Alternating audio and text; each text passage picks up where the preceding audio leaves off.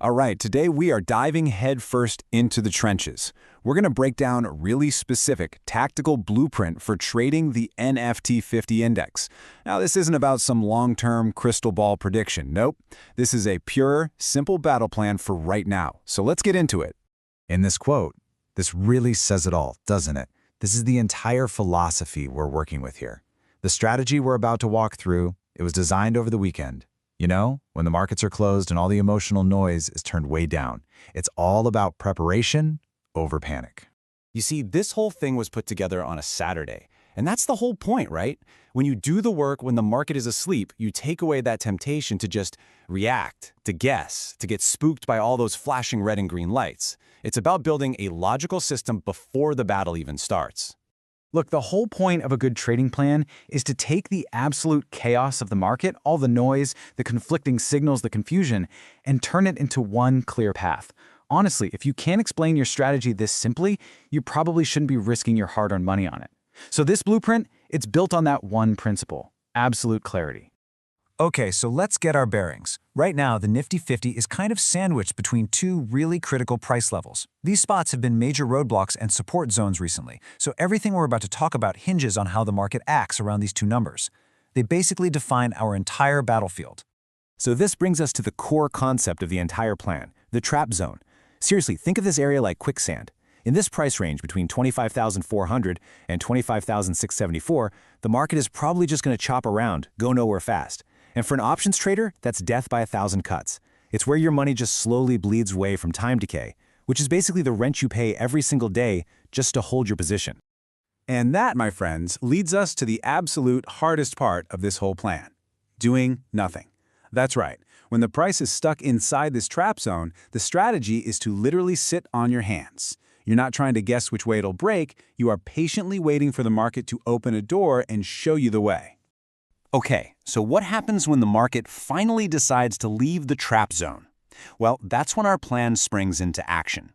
This brings us to our two main breakout scenarios, the bull versus the bear. We have a clear plan for if it goes up and a perfect mirror image plan for if it goes down. But wait, before we can act, you have to understand this crucial difference. A price just touching a level, that's just a test. It's like tapping on a wall. It can easily get pushed back. But a candle closing beyond that level, that is confirmation. That means the buyers or sellers have actually broken through the wall and conquered that territory.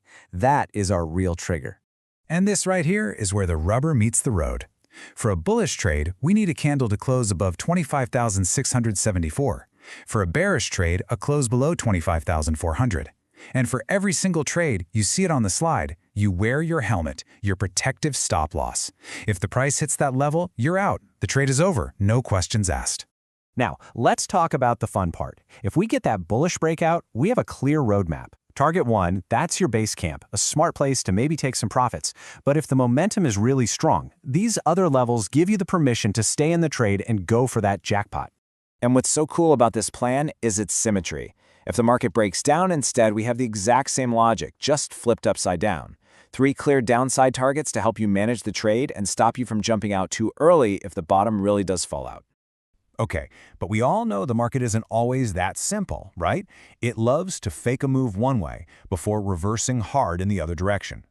This brings us to the plan's secret weapon, what the source calls the palty U-turn. It's a strategy designed for exactly that moment, when a breakout fails. And the logic here is it's beautiful. Think of a tennis ball hitting a brick wall. If it can't break through, what's it going to do? It's going to bounce back with some serious force. In the market, when a breakout runs out of gas and fails, that reversal can be just as powerful. This strategy is designed to turn that failed move, a potential loss, into a brand new opportunity. So how does it work? It's actually genius. Remember those stop-loss levels we talked about? Well, now they become our entry triggers. If that bullish move fails and the price drops back below its stop, we immediately flip our bias and buy a put option, which is a bet on the price going down. And if the bearish move fails and bounces back up, we buy a call option, betting on it going up. We're basically capitalizing on all the traders who got caught on the wrong side of the fakeout. Look, playing offense is exciting. It's what gets all the attention. But in trading, defense is what keeps you in the game long enough to win. So now, let's talk about the critical rules designed to protect your capital and keep you disciplined. These are non-negotiable. First, Don't trade in the first 15 minutes. It's just chaos. Let it settle. Second, don't chase huge opening gaps. And third, if you're new to this, please use a simulator. Paper trade first. And finally, once a trade is making you money, you lock the door behind you by trailing your stop loss. You move it up to protect your gains, turning a winning trade into a risk-free one. And this might be the most important rule of all, your money management.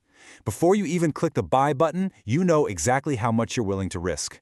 For this plan, the maximum acceptable loss per lot is $1,500, period. And you're always aiming for a minimum profit of $3,000. This 1-to-2 risk-reward ratio is the foundation of long-term survival.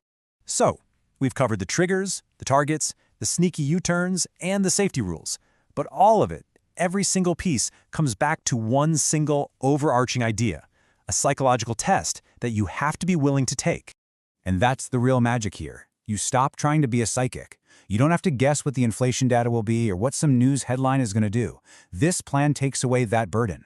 You're not predicting what the market should do. You're just reacting, calmly and logically, to what the price is doing. Now, of course, before we wrap up, I have to be crystal clear. We're looking at this strategy for educational purposes only. This is not financial advice.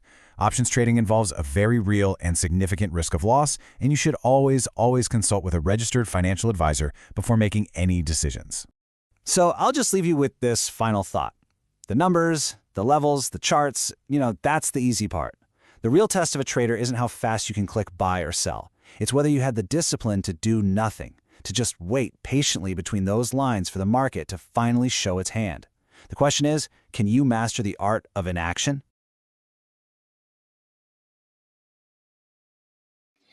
இந்த video உங்களுக்கு பிடிச்சிருந்ததுன்னா like பண்ணுங்க, share பண்ணுங்க, subscribe பண்ணுங்க. Thank you for watching.